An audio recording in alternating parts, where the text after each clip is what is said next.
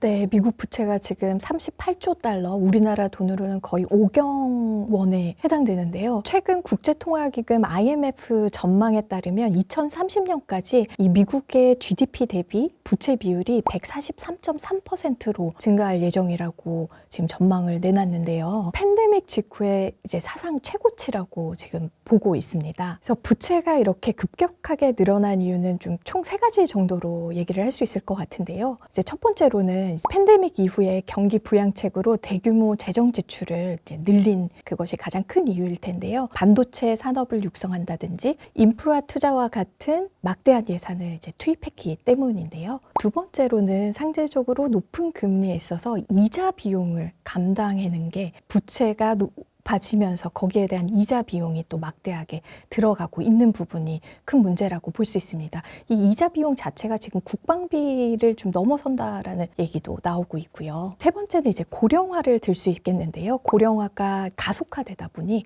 사회보장이라든지 아니면 의료 예산에 대한 지출이 상당히 커지고 있는 부분이라고 할 수 있습니다. 미국이 계속 빚을 낼 수 있는 것은 아무래도 달러 발행국이고 이 달러는 이제 세계 기축 통화이기 때문인데요. 그리고 국채를 발행하면은 투자자들 입장에서는 상대적으로 안정적이다라고 인식이 되기 때문에 이 국채를 계속 사는 그 구조 안에서 부채가 계속 늘어난다라고 볼 수 있겠습니다. 근데 이것은 좀 양날의 검과 같은 이제 역할을 한다라고 볼 수 있어요. 이제 정부가 계속해서 빚을 내게 되면은 결국 민간에 들어가야 될 돈들이 이제 줄어들게 되다 보니 이게 바로 구축 효과라는 어떤 현상을 이제 나타내게 되죠. 그래서 정부가 너무 많은 돈을 빌리게 되면 민간이 빌려야 될 돈이 상대적으로 줄어들게 되고 그러다 보면 성장 동력이 위축될 위험이 있다라고 볼 수 있겠습니다. 그런데 이런 상황들을 봤을 때 생각보다 잘 버티고 있다라고 저는 생각이 듭니다. 미국의 경제 성장률이 지금 2% 초반대로 나오고 있거든요. 이런 것들을 봤을 때는 이런 부채가 증가하는 그 속도와 그 규모에 비해서 생각보다 지금 잘 버텨주고 있다라고 보고 있습니다. 다만 이제 부채 부담이 이제 증가하게 되고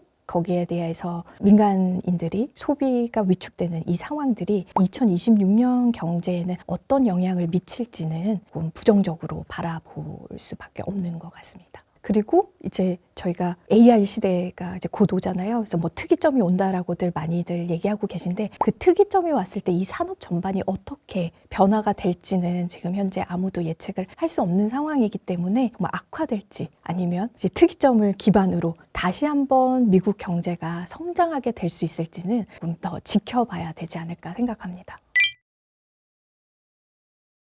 이제 비자의 목적과 다른 이제 업무를 하고 있는 부분들이 이제 적발이 되어서 이제 영장을 가지고 와서 이제 체포를 한 사례인데요. 근데 영장 발부 과정과 그리고 실질적으로 이 수색하는 그 과정들은 모두 합법적이었지만 이제 그 안에서 나왔던 어떤 인권 침해적인 요소들이 좀 있어서 그 부분에 있어서는 지금 어떤 소송의 이제 움직임도 보이고 있긴 해요. 기본적으로는 이제 거기 그 공장에서 일하시는 이제 직원분들이 가지고 있는 비자가 실제 업무의 목적과 부합하는지 부분에 있어서 좀 충돌이 있었던 것 같습니다. 거기에 대다수 분들이 이제 B1 비자라고 해서 상용 비자를 가지고 들어가는데요. 이 B1 비자로 활동할 수 있는 영역은 뭐냐면 회의를 참석한다든지 아니면 컨퍼런스에 참가한다든지 뭐 계약을 협상을 해야 된다든지 아니면 한국에서 기계를 팔았는데 그 기계를 수리해야 되거나 아니면 설치해야 되거나 아니면 이 기계의 사용법을 교육을 해줘야 된다든지 이런 목적이 있으면 B1 비자로 갈 수 있고요. 그리고 이 B1 비자로 활동할 수 있는 그 영역들, 목적들은 이 에스타로도 충분히 가능합니다. 이 에스타가 비자 면제 프로그램으로 이제 B1 비자에 할 수 있는 활동을 비자를 굳이 받지 않고 전자여행 허가제를 통해서 이 비자 면제를 받고 갈 수 있는 거죠. 그래서 결국에는 에스타를 갖고 있어도 앞서 말씀드린 그런 활동들을 한다면 합법적임에도 불구하고 이제 그런 업무의 형태를 띠지 않는 모습들이 이제 보여서 적발된 걸로 알고 있습니다. 작은 공장들은 뭐 늘 이렇게 불법 이민 단속들이 있었는데 아무래도 이게 대기업이고 투자 규모도 상당히 컸고 거기에서 일하고 있는 한국인들의 숫자도 많고 그리고 300명이라는 전체 규모는 한 400여 명 정도 됐죠. 그분들이 모두 이제 잡혀간 케이스라서 뉴스에서 좀 많이 주목을 한 사건이라고 생각됩니다. 미국에서 취업을 하려고 하는 한국인들에게 큰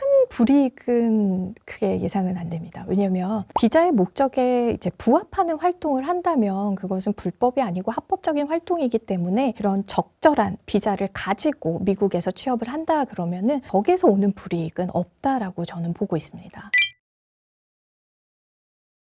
미국의 이제 취업 비자, 대표적인 취업 비자인 H-1B가 수수료가 지금 10만 불, 그러니까 우리나라 돈으로 1억 4천만 원으로 올랐어요. 이거는 신청인 한 명당 이제 부과하는 비용이거든요. 이 비용 자체를 회사가 부담을 해야 되는 상황에서 이제는 외국인을 채용하기가 좀 어려워진 상황이죠. 또 1인당 1억 4천이면은 거의 연봉 수준이잖아요. 신입 같은 경우에는. 그러다 보니 외국인을 향한 취업 시장의 문은 조금 H-1B를 통해서는 줄어들고 있다. 그렇기 때문에 이제 더더욱 고려하셔야 될 게 H-1B 이외의 이제 비자들을 좀 더 보셔야 되는데, H-1B 같은 경우에 이제 유학하신 분들이 이제 대학교를 졸업을 하고 그리고 OPT 기간을 가져요. 그래서 스템 같은 경우에는 3년까지도 연장이 가능하고 이 OPT 제도를 통해서 취업을 하고 그 취업 기간 동안 H-1B를 통해서 하는데, 이 H-1B 프로그램 자체가 그 수수료도 이제 인상이 돼서 비쌀 뿐만 아니라 기존에도 추첨제로 운영이 됩니다. 그래서 로터리 방식인데 내가 지원을 한다라고 해서 무조건 다 비자를 받을 수 있는 게 아니라 추첨을 통해서 받다 보니 이 추첨에 떨어질 확률이 점점 높아지는 거죠. 아무래도 미국에서 취업을 하려고 하는 인원이 늘어나다 보니. 그래서 그런 단점도 있었고, 게다가 이제는 수수료까지 10만 불로 증액이 되면서 더더욱 기업 입장에서는 외국인을 채용할 이유가 줄어들게 된 상황이죠. 근데 그렇다고 해서 취업 시장 자체가 크게 어려워지거나 이런 부분들은 없는 걸로 보입니다. 대신 이제 한국 국적을 가진 분들 같은 경우에는 좀 H-1B 이외에 다른 방법으로 취업을 할 수 있는 이제 비자 설계가 필요하다라고 할 수 있겠습니다. 그런데 이제 한국 시장과 미국 시장의 가장 큰 차이점은 이제 고용의 유연성이라고 볼 수 있을 것 같습니다. 한국 시장인 좀 미국 시장과 비교했을 때 상대적으로 좀 고용이 경직되어 있죠.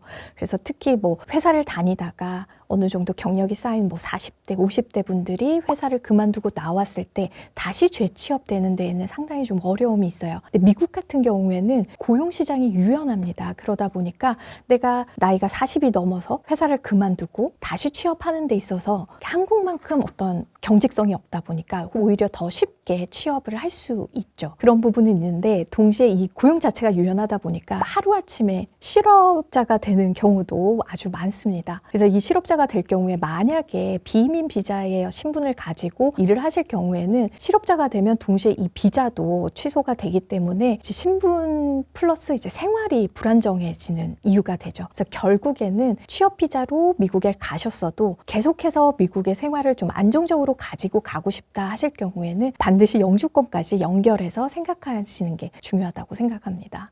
영주권이 있을 경우에는 대학교 생활을 하면서도 뭐 큰 기업의 인턴이라든지 이런 기회들도 다른 영주권이나 시민권자들이 가지는 기회와 동등하게 가질 수 있다 보니 영주권을 가지고 있는 게 가장 좋은데, 그렇지 않은 상황에서는 이제 고려할 수 있는 비자가 O1 비자가 있습니다. O1 비자 같은 경우에는 이제 예술 쪽으로만 또 많이들 생각하고 계신데, 과학 분야라든지 비즈니스 분야에서도 자신이 특출난 능력이 있다라는 것을 입증해낼 수 있으면 이 비자를 발급 받으실 수 있고요. 이 O1 비자의 장점은 이민의 의도를 인정해주는 비자입니다. 그래서 비이민 비자임에도 불구하고 계속적으로 연장이 가능합니다. 그래서 그런 장점이 있고, 이제 O1 비자가 이제 특출난 능력을 입증할 만한 입증 자료가 아직은 없다라고 했을 때는 다른 취업 비자로 이제 고려할 수 있는 게 뭐 E2라든지 L1 비자, L1 비자는 주재원 비자고요. L1 비자 같은 경우에는 한국 본사에서 1년 이상을 근무한 경력이 최근 3년 이내에 있어야 되는 그 조건이 있고요. 그다음에 E2 비자 같은 경우에는 이제 투자를 하시는 분들이 이제 우리나라가 미국이랑 조약을 맺어서 한국 국적의 법인 또는 개인이 회사 지분의 50% 이상을 가지고 있으면 한국